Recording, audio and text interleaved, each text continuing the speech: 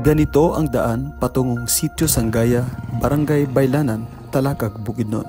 Mabato at maalikabok, lalo na tuwing tag-init.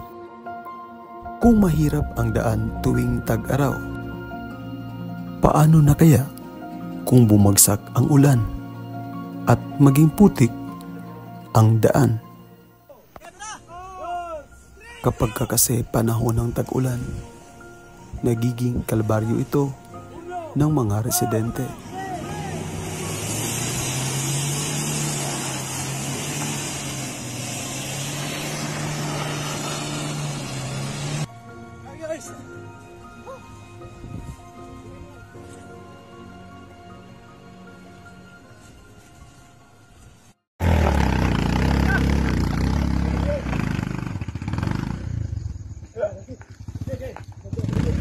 Yung sa maikagin ho dalan.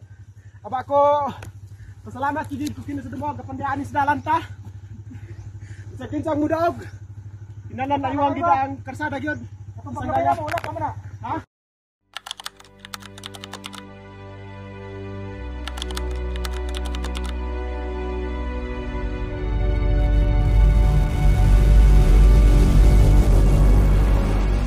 Maganda at maaraw ang panahon nang pumunta ako sa Sitio Sanggaya. Naging madali ang aking paglalakad dahil sa mga oras na iyon, hindi maputik ang daan.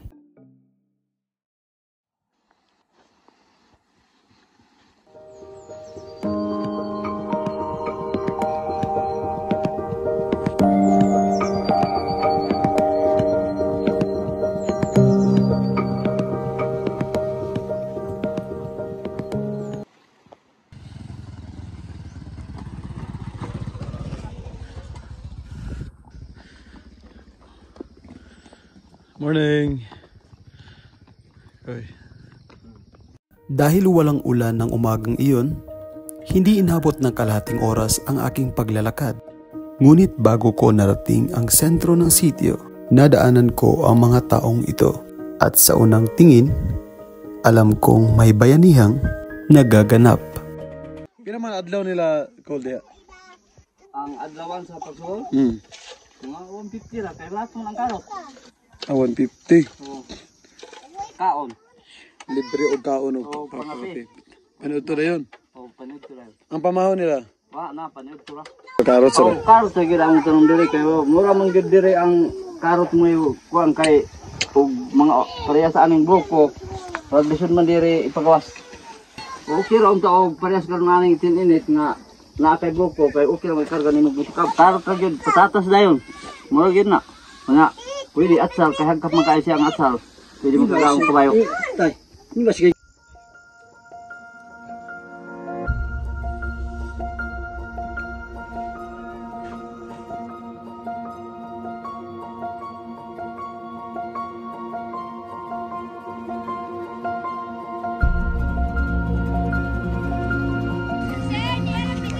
Yan wala, sir. Hi guys, di alam yung padulong. Bakit na, sir? Kabayo, sir! Kabayo! Hindi na sir ang kabayo kayo.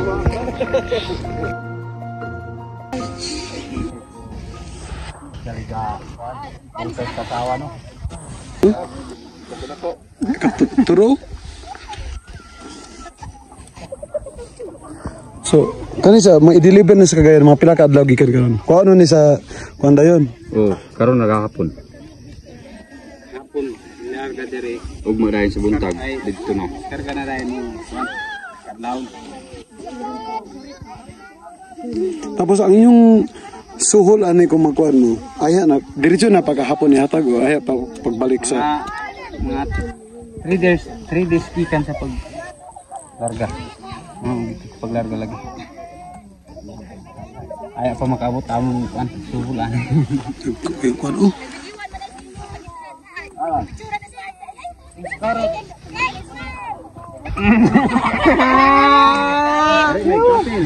Dai nangapi na mo pa. Wala pa. Wala pa.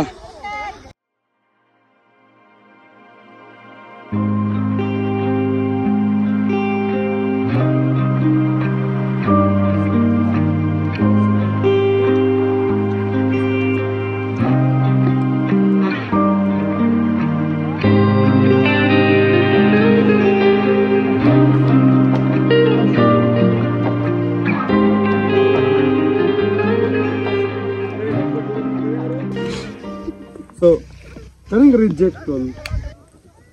Ano man siya padulong dayon. Lahi ang sako sa reject. Oh, lahi. Tapos ang bayar ano yung mga reject? Mura gyapon. Moro gyapon, lahi ang presyo. Gasaon man nilang reject dayon. Like tracking. Lahi sa Kada na sako. sir magpalit sa reject mo na mga vendor sa Pogon, kasagara ilang slice na.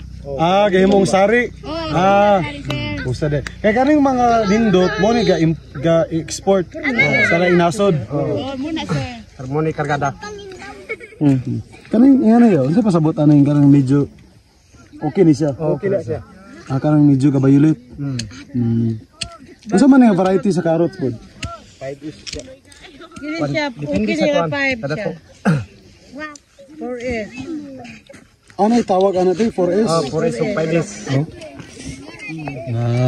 So ano siya? Ata.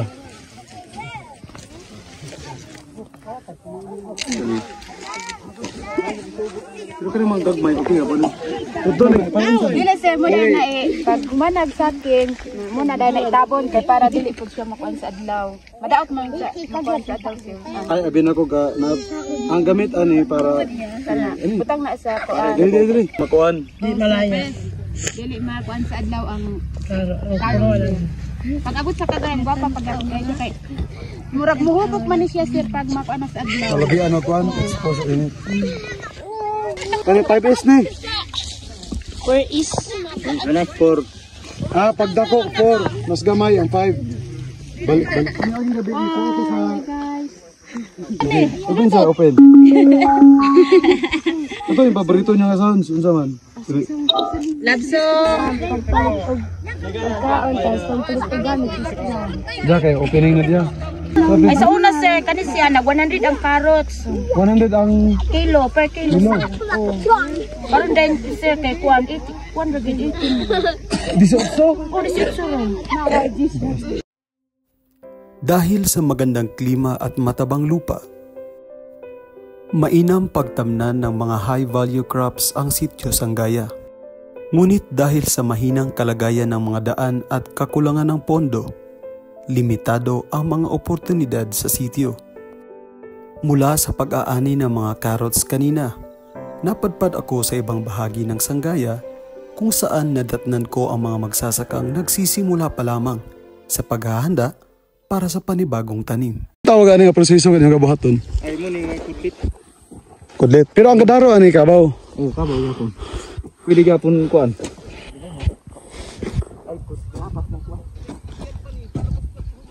Oh. Kato. Bayan na kasunod nga kuan. Ya, may buntag. Kumbate, kaya pa?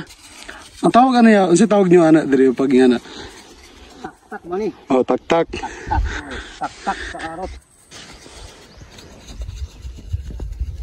Mano-mano jud ya ba? Oh. Oh, pinapa diri.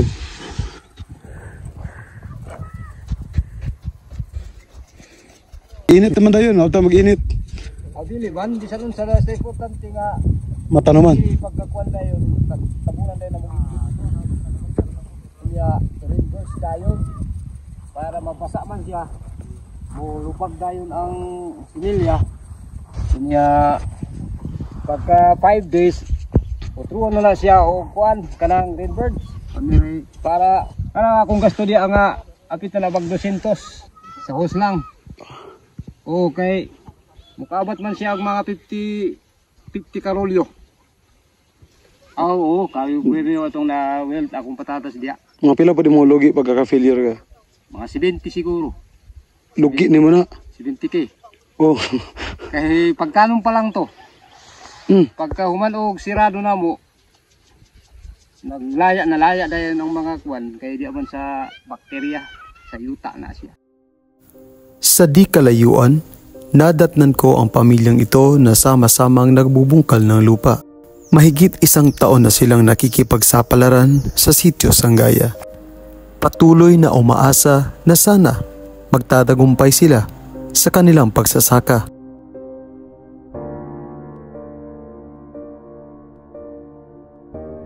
At tulad ng mga taga-sitio Sangaya, ang kalagayan ng daan ang pangunahing pinag-aalala ng pamilyang ito. Kawi, tambak. Ang tawag ani tambak. Ikapila na nga step gikan sa tanom. Habok katulo. Dili gikan sa tanom lang.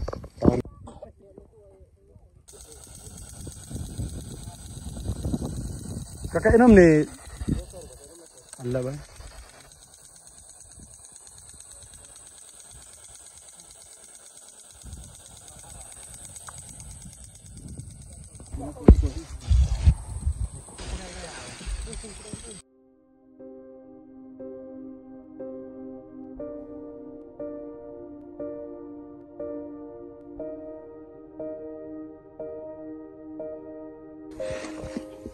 Pag human og daro,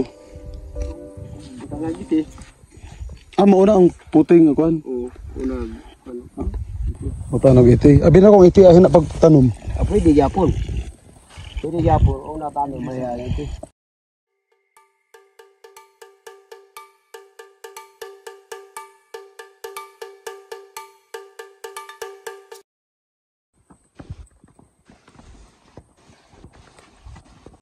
Sa mga oras na ito, kailangan na ng magkapatid na Christian at Crisanto na maghanda ng pananghalian. Ilang sandali na lamang at darating na ang kanilang mga kapatid. Pila ka pamilya ka po yun, Dre? Pila ka utaw katulog? Sagol na. Lagi. Gabibor, ano yun? Bibo na yung gabiba, nagapa-sounds.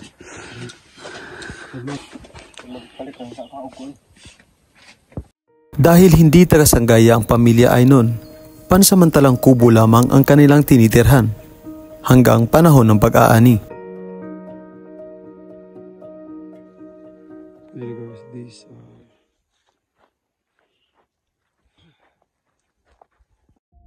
Tanghaling tapat nang marating namin ang sentro ng sitio Sanggaya. At ang nakapagtataka ay kung bakit tila walang tao sa lugar na ito. Nasaan kaya ang mga residente sa mga oras na ito? Ayon sa iilang taga rito, karamihan sa mga residente ay nasa kanilang bukid buong maghapon. Kung halos walang tao rito sa araw, ibang-iba naman ang tanawin sa gabi. Ang kalye ay punong-puno ng halakhak ng mga bata at ng masayang kwentuhan ng mga matatanda. Sa aking pagbabalik sa mga nag-aani ng carrots, nasa lubong ko ang isang mag-asawa. Umagang carrots, 200 ang adlaw. Kung barato na yun. Kung brato kay 100. Kasagaran na niyon pa na kay ma-over man ang kuan kanang tag-iya sa carrots. Kita na ng 80, no? 80 mo doon ni Kuya. Oh. Kanang 80 duwa mi di 160 ra ang adlaw. O, pila man naka adlaw mo harot niyo ang sinto kuan. Isa ra na gid ka adlaw kay ang isa ka gantang diri kay 150 baya. Isa ka gantang nga bugas. Pagkaugma na pod, mangita na pod mi kung asa mi maka pangita og among katrabahoan. Aron sa matag adlaw makakuha mig among income kay kung di mi maka-income sa isa ka adlaw, Impas. na impas kayo. Naagid ba? Naagid nga kung paano nga way mo sa diri. Kuno na arbisyon ng carrots pa. Amo kung saan man mana sa isa ka pag Tambay sa balay. ang budget na to pagkaon. Kung kuan naay panahon nga makasabon sin mig adlaw-adlaw. Punduan man og kanon. Ipundo na dayon namo iurot na namo palit among bugas. Kani mo kabayo, pila man ang kada trip ana? Pangat 200 ang kada sako. ang duwa. Duha ka sako. Laos na magsaysay. Oh, no, sa live kay. Sige. Inakala kong tapos na ang pag-aani, subalit nagkamali ako. Hindi pala sasakyan ang gagamitin, kundi mga kabayo para dalhin ang mga carrots sa susunod na sitio.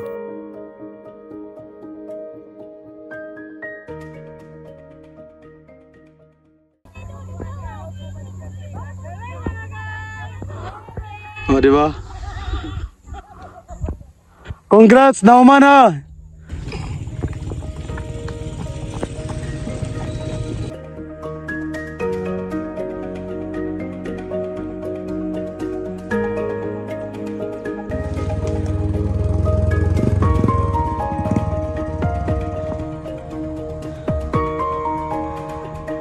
Ugan sa.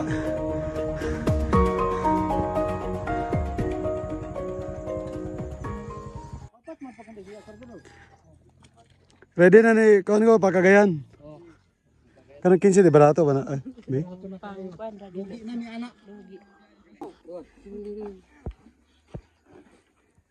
Ang presyo sa karot 40 gid ang minimum na ganun siya. Kami pang sure ani sa mga trabaho. Pareha karon ani broko pag otro tanong broko. Lahi ra siya. Dili na gwapa. Oo, kiraan ka ng carrots na sige ra siya. Carrots ra tanan. Oh, pare makabot.